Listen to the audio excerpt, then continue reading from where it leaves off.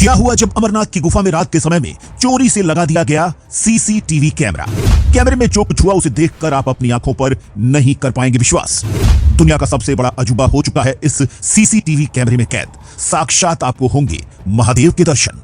दोस्तों, क्या आपने सोचा है कि भगवान को कैमरे में कैद किया जा सकता है? अगर नहीं दोस्तों, तो हमारी वीडियो को देखकर आपके होश उड़ सकते हैं। जी हां दोस्तों, आज हम आपको अमरनाथ गुफा की एक ऐसी बात बताने वाले हैं जिसे सुनकर आप ये मानने को मजबूर हो जाएंगे कि अमरनाथ गुफा सच में स्वर्ग में जाने का रास्ता है। तो चलिए दोस्तों, आपको बताते हैं कि तब क्या हुआ जब एक रमेश नाम के आदमी ने चोरी से अमरनाथ की गुफा में सीसीटीवी कैमरा लगा दिया। दोस्तों, ये बात आज से ज्यादा पुरानी नहीं है और दोस्तों, इस घटना के बारे में ज्यादातर लोग जानते हैं।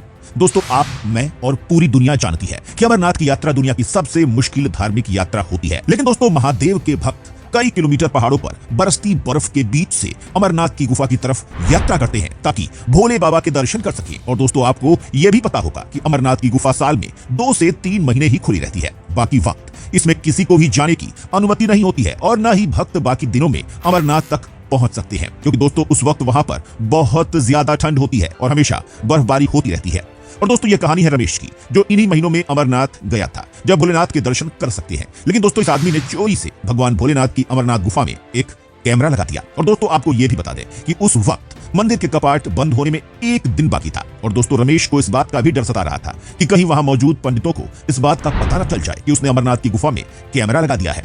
लेकिन दोस्तों, जैसे ही शाम हुई, अमरनाथ गुफा के कपाट बंद हो गए, लेकिन सीसीटीवी कैमरा अंदर ही रह गया। दोस्तों, उसी दौरान रमेश ने एक बहुत ही अजीब चीज देखी।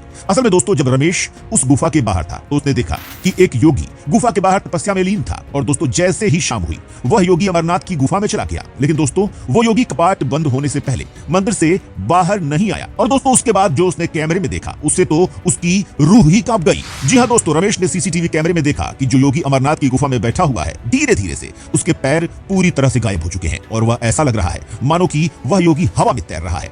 दोस्तों, ये चीज देखकर वह काफी डर गया और उसने पहले सोचा कि वो मंदिर के पुजारी के पास जाकर सारी बातें बता दे। लेकिन फिर उसने सोचा कि अगर लोगों को यह पता चल गया कि उसने गुफा के अंदर सीसीटीवी कैमरा लगा दिया है तो न जाने उसके साथ क्या होगा। इसीलिए दोस्तों, वो चुप रहा और कैमरे के जरिए यह देखता रहा कि अमरनाथ की गुफा में क्या क्या हो रहा है। लेकिन दोस्तों, जैसे जैसे दिन बीतते गए, योगी का शरीर गायब होता चला गया। ऐसा लगा मानो जैसे अब योगी का शरीर पारदर्शी हो चुका है। और दोस्तों, यह देखकर रमेश पूरी तरह से घबरा गया और उसने सोचा कि शायद योगी जी बीमार हैं और उसे उनकी मदद करनी चाहिए। इसलिए उसने यह बात जाकर मंदिर के पुजारी को बता दी। लेकिन दोस्तों, मंदिर के पुजारी ने उसे जो बताया उसे सुनकर तो मानो उसके भाग्य ही खुल गए। पुजारी ने उसे बताया कि सीसीटीवी कैमरे में तुमने जिस योगी को देखा है, असल में वह महादेव का ही एक रूप है और अमरनाथ की गुफा में मौजूद ये योगी महादेव की साधना में लीन है और धीरे धीरे इनका शरीर योग शक्ति से गायब हो रहा है और उस लोक में पहुंच रहा है जिसमें महादेव समाधि लिए विराजमान है। और जैसे ही इनकी योग साधना पूरी होगी, ये योगी भी महादेव के रूप में